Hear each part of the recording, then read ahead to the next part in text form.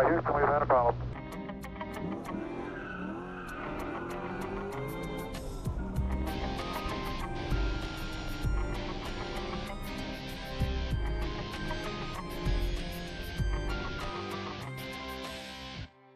So the procedure, you go out, go up to about 60 miles per hour, and it doesn't have to be 60 exactly. You know, watch what you're doing. You aren't staring at the speedometer. You just want to get enough speed where you can generate some heat in your stop. Brake down to about 5 miles per hour, and then you're going to immediately go back up to 60 miles per hour. So you don't want to let the brakes cool off. You want to keep the heat building in the system. So one after another, 60 to 5, 60 to 5, and you're going to do that anywhere from 8 to 10 times. Again, it's going to depend on the compound. So, you know, you have to be careful. A lot of manufacturers recommend one type of procedure, some recommend another.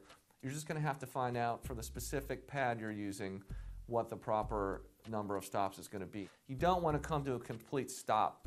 If you come to a complete stop while the pads are hot, they're going to imprint in one place on the rotor.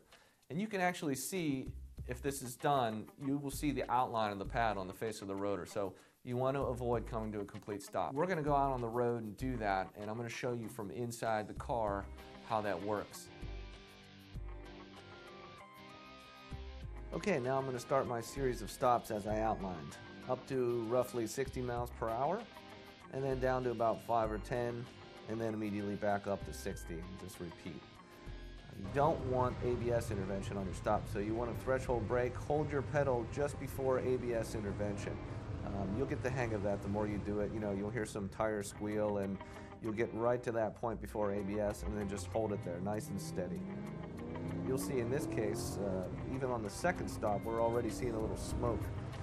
That's some of the resin burning on the pad as you heat them up. So no need to panic there, that's completely normal. That's actually one of the biggest mistakes people make. They don't get the pads hot enough to actually transfer material onto the rotor face. And then you'll see here in the stops 4 and 5, you'll start to see some sparks at the interface between the pad and the rotor. Obviously you won't see it if you're driving the car, but you can see it in my video here. At this stage, the pads are starting to get more bite as they heat up and start to transfer onto the rotors.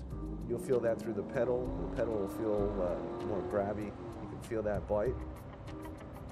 And then as you look at the rotors, you'll see that they're starting to change color a bit. They're going from silver to more of a blue-gray color as the pad actually transfers onto the rotor. And then as you get up into stops 7, 8, 9, the smoke's going to get a little thicker as the pad heats up more, and you may get to the point where you start to fade the pad.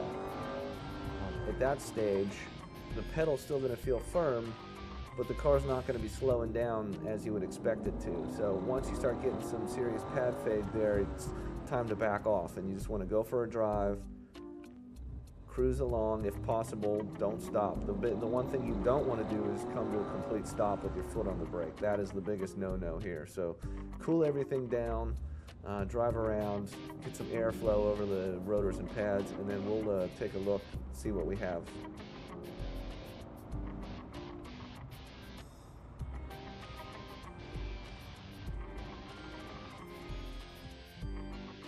Okay, now we're going to go back out for our second series of stops. And you'll notice that even though I drove the pads around for about 5 minutes to cool them down, there's still a lot of residual heat in the system, so they aren't back down at the ambient temperature. And that's why you're going to see here, even on the early stops in the series, we're getting sparks and smoke, and the pads don't take as long to get up to a temperature where they're going to transfer onto the rotor. So here in my stops number 2 and 3, I'm already transferring material over onto the rotors, whereas in the first series it took 4 or 5 stops. And in this case, I'm able to start to fade the pads in stops 6 or 7, maybe even on 5. And you can feel that through the pedal. In this case, I decided to continue on and push through because I wanted to show a few different things. One, I wanted to show how easy it is to overheat a set of street pads. This would be comparable to going out on a canyon run. If you have a mild set of street pads in there, it's very easy to push them to the point where they're lighting on fire and fading on you pretty badly. So you got to make sure you have the right equipment in there.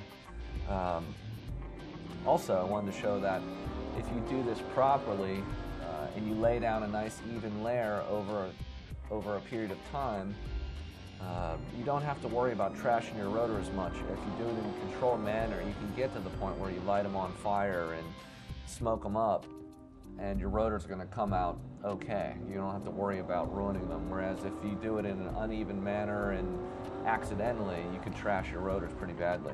So a couple different things I wanted to show in this series, but you'll see here on my stop number 10, I pushed through and I lit them on fire.